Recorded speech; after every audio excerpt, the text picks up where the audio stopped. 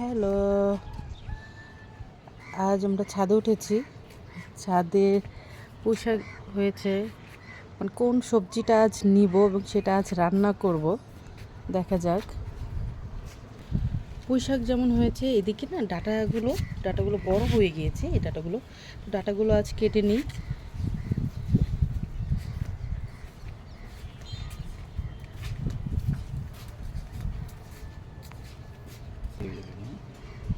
সে ডাটাগুলো কাটছি।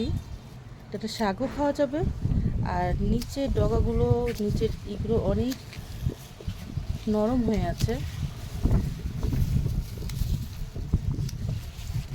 বিসমিল্লাহ, সুন্দর হয়েছে, একদম সার মুক্ত, কোনো কেমিক্যাল নেই, কোনো নেই। এই ধরনের খুবই সুন্দর লাগছে, একদম সফট, অনেক সফট।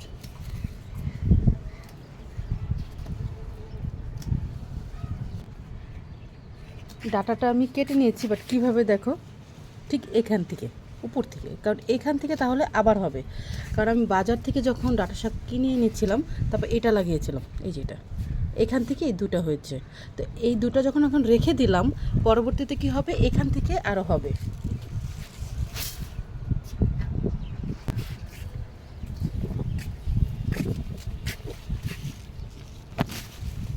মাশাআল্লাহ, অনেকগুলো হয়েছে, আমাদের জন্য অনেক। এই পাশের এগুলোও কাটতে হবে, থেকে গেলে ডাটা শক্ত হয়ে যাবে, ওইভাবে রেখে লাভ নেই। কারণ এদিকে পোশাক হয়েছে অনেক, এগুলো কাল বা পরশু আবার তুলে খেতে হবে। এবং তার সাথে কিন্তু এখানে ধুন্দুল হয়েছে। ছাদের উপর এইভাবে মাচা করতে সবজি সবসময়ই আছে, আর নতুন মাটিতে কিন্তু সবজি আরও ভালো হয়। এই দেখো কতগুলো ডাঁটা শাক। এই শাকগুলো আজকে রান্না করব চিংড়ি মাছ দিয়ে, খুবই ভালো লাগবে খেতে। আর এই পাশে কিন্তু অন্যান্য গাছগুলো হয়েছে, আর এখন ওয়েদার অনেক ভালো, তো যার জন্য যে কোনো সবজি ভালো হচ্ছে।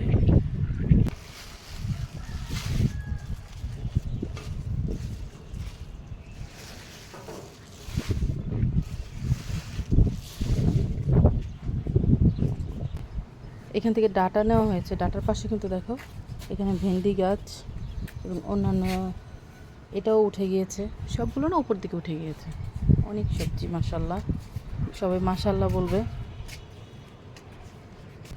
তো আজকের মতো এখানে রাখবো, আল্লাহ হাফিজ।